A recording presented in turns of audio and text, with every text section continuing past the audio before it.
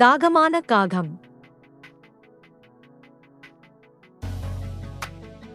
ஒரு காட்டில் காகம் ஒன்று வாழ்ந்து வந்ததையூர். ஒரு நாள் இந்த காகம் பயணம் செய்ததையூர். அதற்கு மிகவும் தாகமாய் இருந்தது. அதனால் ஒரு இடத்துல நின்று தண்ணியை தேடியது.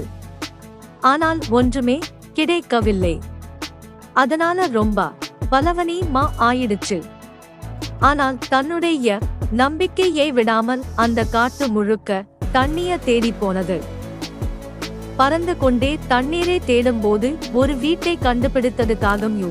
அந்த வீட்டுக்குள்ள தண்ணீர் இருக்கும்னு நினைத்து காகம் அந்த வீட்டில் மேல் கூரையில் உட்கார்ந்தது.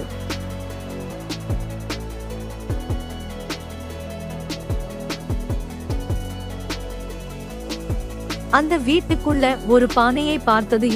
உடனே அந்த பானை கிட்ட பறந்து போய் பானைக்குள் பார்த்தது. ஆனால் பானைக்குள் ரொம்ப கொஞ்சம் தண்ணி தான் இருந்தது.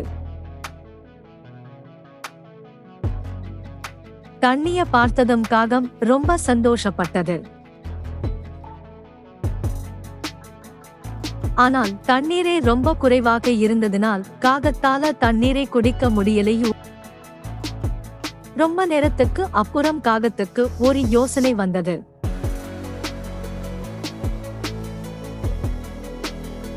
இந்த பானைக்குள்ள சில கற்களை போட்டால் நீர் கண்டிப்பாக மேலே வரும். அப்போ நான் இந்த தண்ணீரை குடிக்கலாம் என்று நினைத்தது காகம்.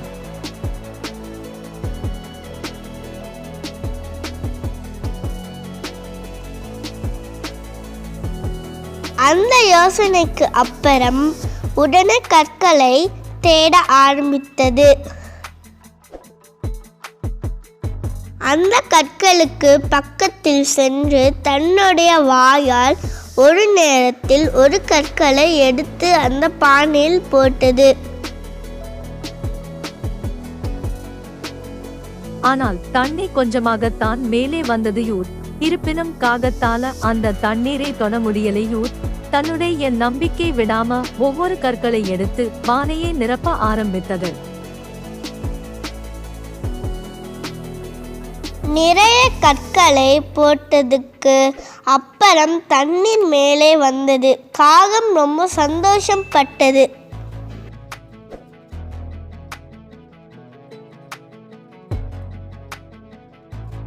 வயிறு நிரம்ப நிரம்ப தண்ணீரை குடித்தது.